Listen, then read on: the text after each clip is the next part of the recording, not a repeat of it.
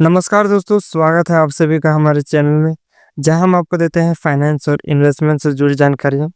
तो आज हम बात करने वाले हैं कि सेपपाल वॉलेट से पैसे या फिर क्रिप्टो को कैसे आसानी से विड्रॉ किया जाता है, यानी कि निकाल कर किसी दूसरे वॉलेट या फिर एक्सचेंज में या फिर बैंक अकाउंट में कैसे भेजा जा सकता है। इसको हम पूरे आसान तरीके से समझने वाले हैं। तो पूरा टॉपिक वाइज वीडियो होने वाला है। तो आस ये वीडियो पूरा इंफॉर्मेटिव होने वाला है, तो वीडियो को अंत तक जरूर देखिएगा। अगर आप सेपल इस्तेमाल कर रहे हैं और आपको समझ नहीं आ रहा है कि पैसे कैसे निकालें, तो ये वीडियो सिर्फ आपके लिए ही है। सबसे पहले हम जान लेते हैं कि सेपल वॉलेट क्या होता है। यानी कि सेपल एक क्रिप्टो वॉलेट है जो आपको बिटकॉइन, इथेरियम, बीएनबी और कई दूसरे टोकन्स को सुरक्षित रखने, भेजने और रिसीव करने की सुविधा देता है। यह एक मोबाइल ऐप है जो कि बाइनेंस द्वारा सपोर्ट किया जाता है और इसमें डिफाई, निफ्टीज और डी एप्स का भी ऑप्शन अवेलेबल है। वीडियो करने से पहले क्या क्या जरूरी है? अब वीडियो करने से पहले आपको ये चीजें करनी होगी। पहला तो आपके पास सेपल वॉलेट ऐप इंस्टॉल होनी चाहिए। दूसरा है आपके वॉलेट में कुछ क्रिप्टो होनी चाहिए, जैसे कि बिटकॉइन, इथेरियम, बीएनबी या कोई और टोकन। और तीसरा है कि आपके पास उस जगह का एड्रेस होना चाहिए जहां आप विड्रॉल करना चाहते हैं, जैसे कि बाइनेंस, एक्सचेंज, कोई और दूसरा वॉलेट या फिर P2P बायर्स का एड्रेस होना चाहिए। तो अब सबसे जरूरी बात है कि विड्रॉ कैसे किया जाता है। तो चलिए इसको हम लोग स्टेप बाय स्टेप समझते हैं। तो पहला स्टेप है इसमें सेपपाल ऐप खोलना, यानी कि सबसे पहले सेपपाल ऐप ओपन करना है और आपको वॉलेट अनलॉक करना है, और अगर आपने पासवर्ड या फिर फिंगरप्रिंट लगाया है तो उसे डालना है। दूसरा स्टेप है वो कॉइन चुनना है जिसे विड्रॉ करना है। तो मान लीजिए आपको बीएनबी भेजना है किसी दूसरे उधर को पर्सन को, तो आप बीएनबी टोकन पर क्लिक करना है और नीचे आपको सेंड ऑप्शन का एक बटन मिलेगा जिसको आप पर उसको क्लिक कर देना है। अब तीसरा स्टेप है रिसीवर का वॉलेट एड्रेस डालना, यानी कि अब जहां आपको पैसे भेजना है वहां का वॉलेट एड्रेस डालें। यह बाइनेंस का हो सकता है या फिर ट्रस्ट वॉलेट का हो सकता है या फिर कोई और अदर पर्सन का भी हो सकता है। अब बात करते हैं चौथे स्टेप के बारे में, वो है अमाउंट डालना, यानी कि कितना अमाउंट डालना है इसको पहले देखते हैं। जितना क्रिप्टो आप भेजना चाहते हैं वो अमाउंट डालना है, और नीचे नेटवर्क फीस भी दिखेगी। और इसमें ध्यान देने की भी बात है कि आपके पास ट्रांजैक्शन फीस के लिए थोड़ी एक्स्ट्रा क्वांटिटी में होनी चाहिए, यानी कि उसको पैसे बोले या फिर फंड्स बोले, इस प्रकार से आपको एक्स्ट्रा में होनी चाहिए। अब पांचवा स्टेप है नेटवर्क का चुनाव करना, यानी कि किस प्रकार से नेटवर्क का चुनाव करते हैं इसको।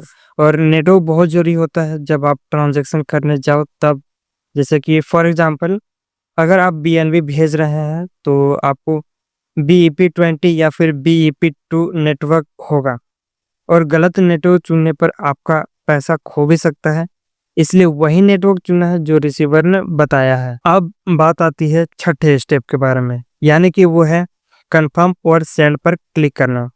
यानी कि अब सारी डिटेल चेक कर लिए हैं, अगर आप सही है तो कंफर्म पर क्लिक कर दीजिए, और सेपपाल आपको सिग्नेचर वेरीफाई करने के लिए ये बोलेगा, आप साइन पर क्लिक कर दीजिए, फिर आपका ट्रांजैक्शन ब्लॉकचेन पर प्रोसेस हो जाएगा। सेपपाल में ट्रांजैक्शन स्टेटस कैसे देखा जाता है इसके बारे में हम लोग जानेंगे। अब जब आपने विड्रॉल कर ही दिया है तो आप ट्रांजैक्शन को कैसे देख सकते हैं? तो इसमें है आपको कॉइन के पेज पर नीचे हिस्ट्री सेक्शन में जाएं, वहां पर आपकी भेजी गई ट्रांजैक्शन दिखेगी, आप उस पर क्लिक करें, ट्रांजैक्शन आईडी और स्टेटस देख सकते हैं हम। अगर स्टेटस में कंफर्म लिखा है तो इसका मतलब है कि सामने वाले को आपका पैसा चला गया है, और अगर पेंडिंग में लिखा है तो आपको थोड़ा सा इंतजार करना पड़ेगा। सेपपाल में आपको विड्रॉल करते समय कुछ सामान्य दिक्कत आती हैं, जैसे कि आपको कुछ दिक्कत है, उसको भी थोड़ा सा समाधान और नुकसान को भी थोड़ा देख लेते हैं क्या क्या दिक्कत आएगी। तो इसमें पहला दिक्कत ये आती है कि इन्फ्लुएंस नेटवर्क फी की दिक्कत होती है, यानी कि नेटवर्क फीस के लिए आपके पास पर्याप्त क्रिप्टो नहीं हो पाता है, जिसके कारण पैसा नहीं भेज पाते हो। तो हमेशा अपने वॉलेट में थोड़ा एक्स्ट्रा अमाउंट में पैसा रखें, यानी कि फंड्स जरूर रखें। दूसरा दिक्कत आती है जो वो है रॉन्ग नेटवर्क सिलेक्शन, यानी कि आपने गलत नेटवर्क चुना है तो आपने रिसीवर से सही नेटवर्क कंफर्म कर लीजिए, या फिर वो नेटवर्क कंफर्म अच्छा है या फिर नहीं है उसको इस पर आप उसको चेक कर भी सकते हैं दूसरे से मंगाकर। तीसरा दिक्कत ये आती है कि रॉन्ग वॉलेट एड्रेस का डालना, यानी कि एड्रेस गलत डाल देते हैं बहुत सारे लोग, जिसके कारण से फंड फंस सकता है।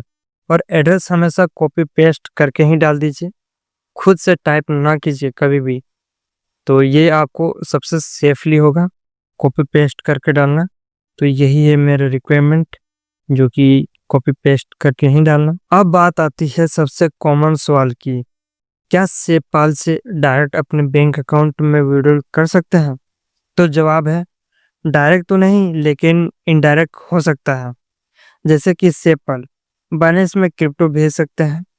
बाइनेंस पर क्रिप्टो को आईएनआर में सेल कीजिए P2P के जरिए, और उसके बाद यूपीआई या बैंक अकाउंट में पैसा ट्रांसफर कर दीजिए। तो आई होप ये जानकारी आपको पसंद आई है।